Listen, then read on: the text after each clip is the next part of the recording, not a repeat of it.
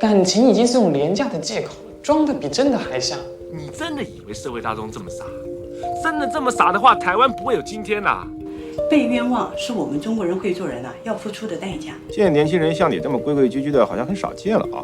你们干嘛？做官啊？你们这套我还不清楚啊？穿一个白服就可以收钱，病人出问题你们还会负责任吗？这跟官僚有什么两样嘛？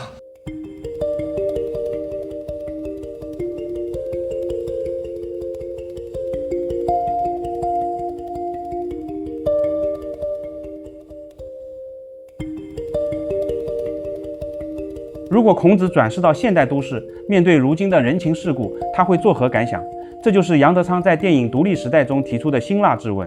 作为杨导风格较为独特的一部作品，他披着黑色幽默的外衣，由一群话剧演员用极高密度的台词狠狠扒开了现代人虚伪的面具。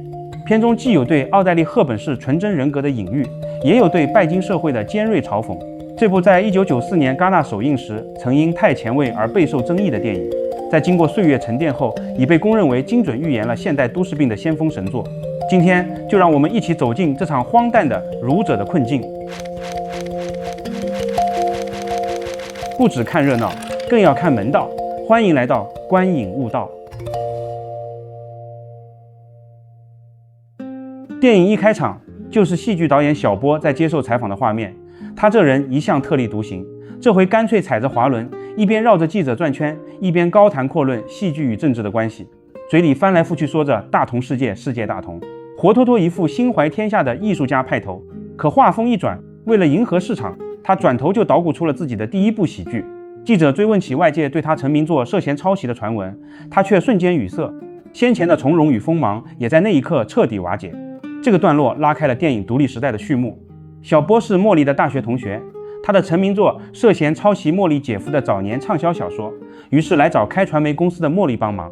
茉莉的姐姐也在公司碰见小波，小波抱怨说，以前大家都不重视知识产权，但是现在怕被茉莉姐夫起诉。姐姐对茉莉说，直接跟姐夫说一声就行。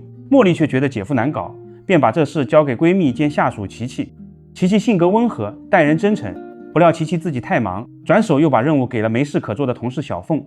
可小凤是个身手，茉莉只好又要求琪琪亲自去办。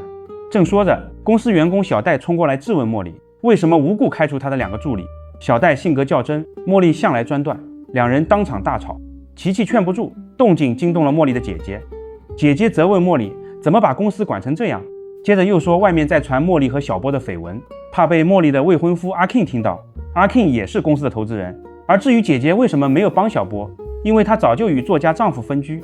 茉莉姐姐是电视节目主持人，两人都是公众人物，不愿家事外扬。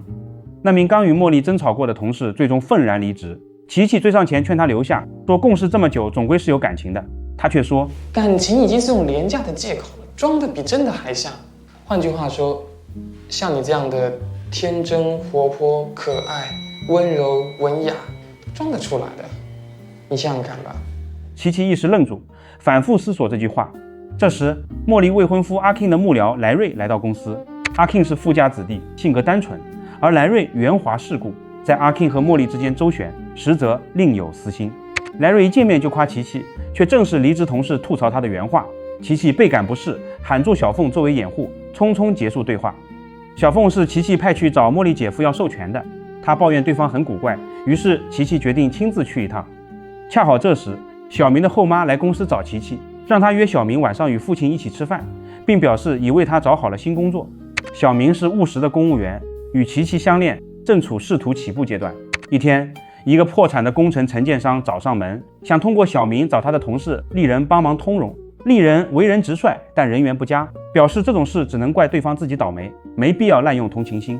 另一边，中午琪琪和茉莉一起吃饭，茉莉说琪琪和小明很像她姐姐姐夫年轻时候的样子，当年的两人也被叫做金童玉女，如今却已经分居了。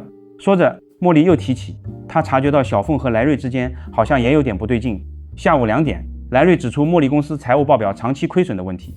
茉莉表示，如果阿 King 不继续增资，公司根本撑不下去。莱瑞随即话锋一转，开始教导茉莉，感情本质上也是一种投资，钱是投资，情也是投资。一番说辞下来，茉莉听得有些发懵。趁机，莱瑞对她暗送秋波，试探她下班的安排。这时阿 King 打来电话，说他已从大陆回来，莱瑞立刻赶去见他。离开公司时，他与小凤擦肩而过，小凤转身追了上去，回来时脸上带着笑意。这一切都被茉莉看在眼里。茉莉基本认定两人有染，直接下了开除令，让琪琪通知小凤明天不用来上班了。小凤气得想上前理论，琪琪赶紧劝住，将他带出公司安抚，并表示可以介绍他去导演小波那边工作。这边莱瑞一边帮阿 King 打领带，一边听他说起突然回台湾的原因。我伫咧西安听人讲台北有人咧泡玛丽。莱瑞暗自捏了把汗，假装漫不经心地打探阿 King 的态度。她交男朋友，你会很在意吗？阿 King 表示他和茉莉是开放式关系，婚前各玩各的。莱瑞这才松了口气，差点吐露出自己和茉莉有约的事。离开公司时，茉莉已在楼下等候。得知他开除了小凤，莱瑞一时语塞，赶忙提出请吃日料，岔开话题。茉莉借机试探，问他是不是常带小凤去，吓得莱瑞连声辩解。茉莉虽性格直率，在感情上却相当老练。莱瑞想靠几句甜言蜜语就拿下她，未免太异想天开了。小明所在的单位里，主任语重心长地拉着小明闲聊，试图拉拢他，邀请他晚上一起参加饭局。小明已经答应了和父亲吃饭，只好婉拒。办公室外，丽人正有模有样地模仿主任腰疾发作的样子，不料被抓了个正着。下班后，丽人过来打听主任的谈话内容，小明如实相告。主任不仅评价丽人人缘不佳，叮嘱小明少与其往来，甚至还特意提起了小明父亲因贪污入狱的往事，不知用意。小明去接琪琪，丽人则趁机搭上了小凤。随后的饭局上，父亲与客人谈笑风生，杯盏交错，小明却兴致不高，借故离席。父亲眼中满是失望，两人的隔阂早已不是一天两天的事，只是谁都没想过去捅破。这场不痛不痒的饭局，不过是他们长期关系危机的又一次例行公事。回程车上，小明觉得后妈介绍的新工作不错，劝琪琪尽早向茉莉辞职。琪琪顾及多年情谊，不知如何开口，两人因此爆发争吵。反正你不能跟他一辈子，你总有一天要离开玛丽。还有什么时机比现在这个时机更好呢？本来在学校的时候，我就不希望能够跟着玛丽，是你要我跟着她，说这样比较安定，比较有保障。现在你要我离开她，你这什么原则？这场车内争执将年轻情侣又较劲又牵绊的状态刻画得格外真实。镜头来到莱瑞与茉莉，茉莉假称要给车加油，趁机将莱瑞甩在加油站，随即扬长而去。莱瑞愣在原地，随后转头去找阿 King。此时阿 King 正在夜总会喝得烂醉，嘴里一直喊着要找茉莉，还不停地往外撒钱。莱瑞心里憋着火，反过来恶人先告状，谎称茉莉对自己放电，以此激怒阿 King。阿 King 一听就慌了神，莱瑞趁机提出报复计划，劝他干脆把茉莉的公司收回来，这样他才会听话。另一边，琪琪刚到家，还没坐下，就被茉莉一通电话叫走了。小明回到家，发现白天在单位求他通融的商人带着孩子上门求助，他一时心软，便去酒吧找丽人商量。此时丽人已经成功与小凤勾搭上，在舞池里拥抱着。我还要吃公家饭呢。你以为公务员在干嘛？救国救民啊！不要给他们骗了，装他们的样子。丽人虽面露难色，但最终还是答应帮忙。离开酒吧后，小明与小凤搭上了话，两人相谈甚欢。正准备一同回他住处时，却在楼下撞见了前来找他的莱瑞。小凤反应迅速，随即转身将小明先送上了出租车。莱瑞追问那个男人是谁，小凤却不正面回应，反而提醒他别妄想追茉莉。他说茉莉很可能会在车上套他的话，最后再把他一脚踹下车。莱瑞一听，简直像在复述自己刚刚的遭遇。小凤接着分析，茉莉若真想整他，其实很简单，只要挑拨他和阿 King 的关系就够了。莱瑞顿时慌了，急忙问该怎么办。小凤便说，只要先把茉莉的名声搞臭即可。最可怕的是琪琪，她没有2下子，怎么会变成玛丽的亲信？而且每天笑眯眯的，连造她的谣都不容易。看到这里才明白，小凤才是那只老狐狸，把小明、莱瑞甚至小波都当作可利用的筹码。琪琪和茉莉来到泳池边聊天，说着，茉莉从身后轻轻抱住琪琪，两人之间隐隐透出一种暧昧，带着一种若有若无却又不难察觉的同性情愫。第二天一早，茉莉来到阿 King 家，阿 King 并没有按莱瑞教他的方式去对付茉莉，其实他性格很单纯，一心只想与茉莉建立真正的感情，反而主动答应继续为他的公司增资，只为让他开心。而茉莉坐在餐桌前吃着早餐，始终脸色阴沉，一言不发。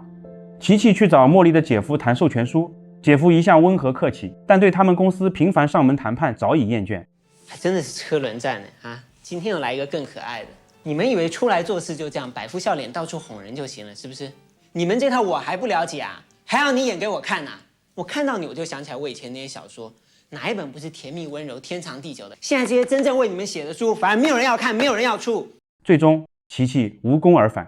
另一边，小明约茉莉吃饭。茉莉来到餐厅时，神情紧张羞涩。面对小明，她始终很难做到从容。小明这次找她，其实是替琪琪传话。琪琪已经找到新工作，只是不知道该怎么开口。茉莉听完，心里顿时很不痛快。回到公司，茉莉立刻质问琪琪为何想换工作，却不直说，两人最终不欢而散。这时，莱瑞拉着阿 King 来到公司，想逼茉莉交出经营权。阿 King 迟迟开不了口，莱瑞便在一旁造谣，说茉莉和小波有一腿。阿 King 一听就火了，立刻去找小波算账。偏偏这时，茉莉正好来到姐姐的演播室，和小波勾肩搭背的聊天。阿 King 看到这一幕，二话不说冲上去追打小波，现场顿时一片混乱。与此同时，小明的单位内部也接连爆发矛盾，主任借丽人帮商人作假的事将他开除，丽人因此认定是小明故意陷害自己，愤而与他绝交。怎么样？怎么回事？妈逼人，再给我装！而琪琪也来找小明，质问他为什么擅自把自己想换工作的事告诉茉莉。这边小波因排练找不到灵感大发雷霆，这时小凤恰好找上门来。故事发展到这一步，几乎所有人都陷入僵局，没一个顺心的。随后琪琪又去找作家，他委屈地说自己并没有伪装，却没人相信，最后忍不住失声痛哭。作家安慰他，并与他聊起这些滞销书，拿出一本与影片同名的《儒者的困惑》。书中写道，孔子回到自己一手建立的儒家世界，本以为会被认同，却发现人们都认为他待人处事只是装出来的，没有人相信那是真心。这既是作家的经历，也是琪琪此刻正在面对的处境。到了夜晚，琪琪看书时睡着了，醒来后发现茉莉的姐姐也来了，她委婉地请琪琪先回去。此时的琪琪仿佛突然觉悟，便反问，为什么你叫我走我就要走？姐姐只好改口挽留，并问她想喝点什么。琪琪摇摇头，最终还是离开了。随后姐姐与作家展开谈话，她先回忆两人曾一起生活和创作的时光，强调自己一直陪伴她的成长，随后批评她如今的作品过于悲观，生活也过于封闭，还对琪琪表现出排斥。她提到外界已传出两人分居，并约了记者，希望她出面澄清，但作家拒绝配合这种表演。两人在创作理念上也产生分歧，姐姐认为作品应传递积极与希望，作家则认为制造幸福幻象只会让人麻木，最终两人不欢而散。跟记者吃饭的事就算了，我会想别的办法。这时琪琪遗落在作家那里的手机突然响了，是小明打来的。作家看了一眼却没有接。此时的小明情绪低落，他来到餐厅想见父亲，却临时改变主意，转身离开。等父亲出来时，他早已不见踪影。父亲因此迁怒于后妈。饭桶，你会做什么事啊？他没事会来找我啊？深夜，小波以小凤出演女主角为由，与他探讨剧本。这时电话响起，助理借口找东西接起电话，小波上前查看，才发现助理精心打扮，表面帮忙示镜，实则也是想趁深夜制造机会，和小凤并无两样。助理骂骂咧咧离开后，小波转头安抚小凤，想继续深入聊剧本，小凤却不愿再继续。小波渐渐失去耐心。你不信任我，我们怎么合作啊？那你就干脆不要来啊！怎么这个时候妈电话这么多？喂，是你啊？茉莉一通电话将小波叫了出去，留小凤独自在工作室。小波一上车便抱怨个不停，惹得茉莉心烦意乱，两人很快便吵了起来。这时莱瑞和阿 King 来到小波工作室楼下，打算找小波和解，随后打电话给小波，却被小凤接起。小凤温柔的声音瞬间迷住了阿 King， 他还误以为对方是小波的助理。莱瑞看着阿 King 一副神魂颠倒的样子，又开始一番说教，而阿 King 这个地主家的傻儿子依旧没看穿其中的把戏。莱瑞也有些好奇这个助理究竟长什么样，于是找了个借口，说先上楼帮阿 King 处理问题。小波和茉莉一路骂骂咧咧回到公司楼下，正好撞见在车里等人的阿 King， 三人顿时在路边闹成一团。阿 King 很快发现自己误会了小波，两人不打不相识，竟越聊越投机。阿 King 告诉小波，莱瑞已经先一步上楼找他。小波立刻上楼，阿 King 也跟了过去。电梯门一开，正好碰见气急败坏的小凤。原来莱瑞上楼后发现小波和自己的情人小凤有牵扯，气得拿起大刀要找小波算账，最后被阿 King 劝住。阿 King 告诉莱瑞，这只是误会，事情已经平息。谁知莱瑞反过来又摆出一副说教的姿态教训阿 King，这一次，阿 King 终于看清了莱瑞的嘴脸，直接把他推进了电梯。这边，茉莉去找小明追问琪琪的下落，两人一言不合便吵了起来，甚至动了手。混乱中，小明一拳将茉莉打倒在地，又连忙上前搀扶道歉。最后，两人竟莫名其妙地抱在了一起。作家生无可恋地坐在天桥边，看着脚下车流，仿佛已对这个世界失去留恋。琪琪回来取手机时，意外发现一张疑似遗言的纸条：假如你的幸福是装出来的，那又何必活着？死亡是谁也装不出来的，反正谁也逃不掉。琪琪察觉不对，正想联系他，作家却已经自己回来了。他突然向琪琪表白，说刚才站在天桥边时，脑子里全是他的脸，还说他是自己活下去的唯一理由。作家似乎总有这种天赋，喜欢把泛滥的情绪包装成一场深情的告白。琪琪并没被打动，直接拒绝了他。他下楼拦了辆出租车，作家追上去，琪琪让司机停车，作家却一头撞上了车尾。这一撞反倒让作家像是突然开了窍。你说命带桃花是什么意思？好色嘛，怎么了？要是有人说你贪生怕死，你高不高兴啊？当然不高兴了，那是骂人的啊！你不怕死吗？那活得好好的，想那么多干啥呢？这就对了嘛，哪个人不贪生怕死，不热爱生命呢？为什么我们不把好色解释成对一切真善美的欣赏跟感激呢？他开始大谈生命，决定回去重新写作。作家借着这场事故，给自己找到了继续写下去的理由。琪琪也在这一刻明白，他不需要成为任何人活下去的意义。激情褪去后，小明没有给茉莉想要的温存。他说自己并不确定这是不是爱，就算换成别人也一样。茉莉听后彻底崩溃，才意识到即使付出身体，对方依然可以用互相理解来推卸责任。琪琪失魂落魄地回到了公司，正好碰见等了许久的茉莉。此时的两人不再针锋相对，而只是两个同样孤独的女人。他们终于放下伪装，说出了心里话。玛丽，我好想你，你一定也很想我，你实在装得太不像了。紧接着阿 King 也找上门来，曾经最怕被戴绿帽的他，竟主动提出解除婚约，理由是自己爱上了别人，还想转行去搞艺术。茉莉也顺势把公司还给了阿 King。这一刻，婚姻、事业、感情，他们都无所谓了，每个人都以一种意想不到的方式得到了解脱。由于前一天小明的不辞而别，父亲赌气酗酒，旧疾复发。小明赶到医院，却被护士拦在门外，压抑已久的情绪彻底爆发。规定就是规定嘛，怎么你要跟别人不一样啊？你们干嘛？做官啊？你们这套我还不清楚啊？穿一个白服就可以收钱，病人出问题你们还会负责任吗？这跟官僚有什么两样嘛？直到医生宣布父亲脱离危险，一直强撑着的后妈才瞬间松懈下来，喜极而泣。这场风波过后，小明终于清醒过来，他平静地与琪琪告别。你到上面去陪你爸爸吧，以后没事还是可以联络啊。可以啊。电梯门缓缓关上，两人仿佛都要回到各自原本的生活。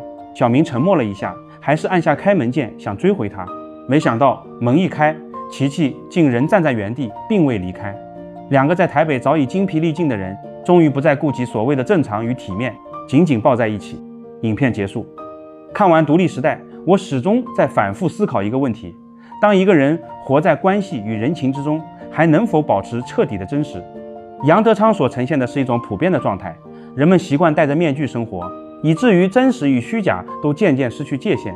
像琪琪这样看起来最真诚的人，反而更容易被质疑，而那些圆滑、精明、懂分寸的人，却被默认是会做人的典范。电影没有给出明确答案，它只是不断提醒观众，在这个时代，真实本身就是一种代价。也许我们都心知肚明，却仍选择继续表演，因为生活终究要向前。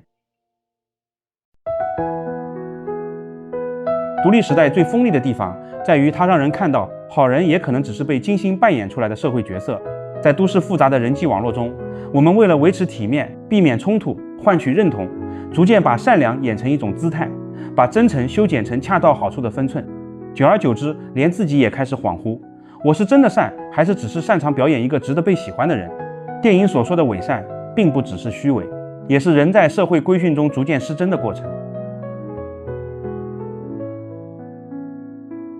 琪琪性格温和，待人体贴，反而被所有人在背后认定是在装，这构成了整部电影最尖锐的反讽。在一个人人都在表演的世界里，真正的善良反而成了最可疑的品质。姐夫在电影里说，假如孔子重生在这个世界上，人人都以为他的美好德行是装出来的，他得不到任何人的信任。你越是真实，别人越觉得你别有用心；你越是无害，别人越觉得你在放长线钓大鱼。社会就是这样把人逼疯的，真诚的人活成异类，虚伪的人游刃有余。独立时代里最荒诞的是，所有人都在表达，却没有人真正被理解。城市的喧嚣、密集的对白、频繁的交际，构成了一种现代性的假象。我们似乎比任何时代都更会沟通，但彼此之间的距离反而更远。沟通越熟练，真诚越容易被话术淹没，关系越复杂，误解越成为常态。电影拍出的正是这种都市文明背后的空心化。本期独立时代解说完毕，欢迎点赞、评论、分享。你的一键订阅是我们剪片人最后一点理智的来源。我们下期再见。